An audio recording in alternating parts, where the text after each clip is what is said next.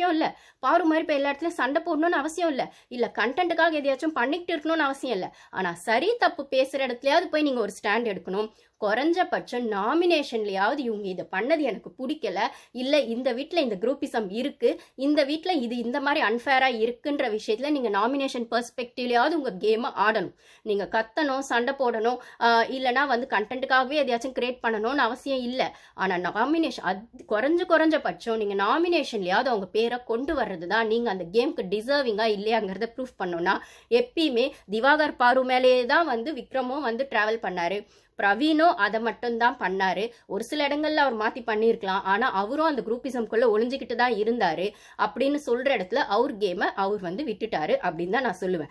இப்போ அந்த மேனேஜர் டாஸ்க்ல ப்ரெஷரை ஹேண்டில் பண்ண முடியாம விக்ரம் விட்டாரானா, ஆமாங்க அவர் நெகட்டிவா ஹேண்டில் பண்ண முடியாது இந்த ஷோ அப்படின்னும் போது நீங்க எதுக்கு பிக் பாஸ் வந்தீங்க அப்படின்னு தான் சொல்லணும். உங்களுக்கு உங்களோட கரியரை வந்து எக்ஸ்டெண்ட் பண்றதுக்கு நிறைய சோஷியல் மீடியால வேற விதங்கள் இருக்கு, ப்ரொமோஷன் எல்லாமே இருக்கு. ஆனா நீங்க பிக் பாஸ் ஷோன்னு வரும்போது உங்க கரியரை மட்டும் நீங்க உள்ள கொண்டு வர முடியாது. அந்த கேம்கான டிசர்விங்காக அந்த கேம்கான ப்ரெஷரையும் ஹேண்டில் பண்ணுறதுக்கான ஒரு கெப்பாசிட்டியும் உங்களுக்கு வேணும். மேபி நீங்கள் வரலன்னா உங்களை விட வேற யாராவது பிக் பாஸ் மேலே ரொம்ப வெறியாக இருக்கவங்க, ஃபேன்ஸாக இருக்கவங்க வந்திருந்தா அவங்களுக்கு அந்த கோட்டா கிடச்சிருக்கலாம். நீங்கள் தெரிஞ்ச இதுக்குள்ளே வந்து என்னால் இவ்வளோதான் விளையாட முடியும் நீங்கள் ஸ்ட்ரக்கான இடம் தான் அந்த மேனேஜர் போஸ்ட்டை ரிசைன் பண்ண இடம். மேனேஜர் போஸ்ட் அப்படிங்கிறதோ இல்லை கேப்டன்சி அப்படிங்கிறதோ இல்லை எந்த ரெஸ்பான்சிபிளான போஸ்ட் அப்படிங்கிறதோ அந்த ப்ரெஷரை ஹேண்டில் பண்ணுறதுக்கான தகுதி வேணும். நியூட்ரலாக நிற்கணுன்றதுக்கான தகுதி வேணும். நியூட்ரலாக நின்னா கான்சிக்வன்சஸ் வரும், சேலஞ்சஸ் வரும், அதை ஹேண்டில் பண்ணணும். அந்த ஒரு கட்ஸ் வந்து விக்ரம்க்கு கண்டிப்பாக கிடையவே கிடையாது. இதை நான் ஆல்ரெடி சொல்லியிருப்பேன். பின்னாடி இருந்து சேஃப் கேம் ஆடுறவங்களோ இல்லை பின்னாடி மட்டுமே பிஹைண்ட் த சீன்ஸ் கேம் ஆடுறவங்களுக்கோ அந்த கேப்டன்சி பதவி அப்படிங்கிறத சரி வராது. அப்போ மேனேஜர் பதவியோ கேப்டன்சி பதவியோ இப்போ இந்த இடத்துல அப்போ சபரி சூப்பர் ஹேண்டில் பண்ணாருன்னா சபரி எங்க ஹேண்டில் பண்ணாரு? சபரி வந்து அங்கே கொண்டு வரணும் நிற்க வச்ச இடத்துல விக்ரம் அதை சொல்லிட்டாரு. ஏன்னா ஃபர்ஸ்ட் வந்து பிக் பாஸ் வந்து நெக்ஸ்ட் போஸ்டிங் யார் வரணும் மேனேஜர்னு விக்ரம் ஃபர்ஸ்ட் ஆரம்பிக்கணும்னு சொல்லும் போதே அவர் சபரி சுபிக்ஷான்னு சொல்லிட்டாரு. அப்போ வரும்போது என்னோட அழுகையை நீங்கள் அதாவது அழறாரு இல்லைங்களா மேனேஜர் போஸ்ட் ரிசைன் பண்ணோன்னே, என்னோட அழுகையை நீங்கள் வேல்யூ பண்ணால் நெக்ஸ்ட் வர கேப்டனுக்காவது நீங்கள் சொல்கிறத கேட்டு பண்ணுங்க அப்படின்னும் போது நீங்கள் பார்வை நிற்க வச்சிருந்தாலும் மேனேஜர் போஸ்ட்டுக்கு எல்லாரும் அதை கேட்டிருப்பாங்களான்னு கேட்டால் கண்டிப்பாக கேட்டிருக்க மாட்டாங்க, பிரச்சனை பண்ணியிருப்பாங்க. ஆனால் சபரின்னு வரும்போது அங்கே தான் ஒரு சபரிசம் இருக்குல்ல, கனியன்கோ இருக்குல்ல, அது கூட சேர்ந்து வைல்டு கார்டு திவ்யா குரூப்பிசம் இருக்குல்ல, திவ்யா குரூப்பிசம்ல பிரஜின் குரூப்பிசம்னு வச்சுக்கலாம். பிரஜின் தலைமையில் இருக்கிற திவ்யா, அதுக்குள்ள தன்னோட கேம் ஆட ட்ரை பண்ற சாண்ட்ரா.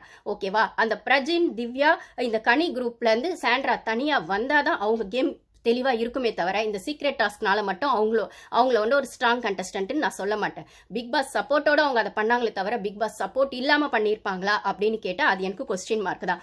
அப்போ அவங்க கட்ஸான பிளேயர் அப்படிங்கிறதையோ ஸ்ட்ராங் பிளேயர் அப்படிங்கிறதையோ இனிமே வர வாரங்களில் பிக் பாஸ் சப்போர்ட் இல்லாமல் ஹஸ்பண்டோட சப்போர்ட் அந்த இடத்துல அவங்க பார்ட்னராக சேர்த்தது கூட பிரஜினை தான் சேர்த்துருப்பாங்க, வேற யாரையாவது அவங்க பண்ணியிருக்கணும். இன்னொன்று அந்த நாமினேஷன் பாஸ் அவங்க ஹஸ்பண்டுக்கு அவங்க கொடுக்குறாங்க அப்படின்னா அதுவுமே அவங்களுக்குள்ள இருக்கிற அந்த கேம் பெர்ஸ்பெக்டிவ்னா அந்த வீட்டில் யாருக்கும் சப்போர்ட் இல்லை, இவங்க ரெண்டு பேர் மட்டும் ஒருத்தருக்கு ஒருத்தர் சப்போர்ட் ஆடுவாங்கன்னா இது பிக் பாஸே அன்ஃபேரா அந்த ஷோ கொண்டு போறதுக்கான ஒரு பெரிய எக்ஸாம்பிள்.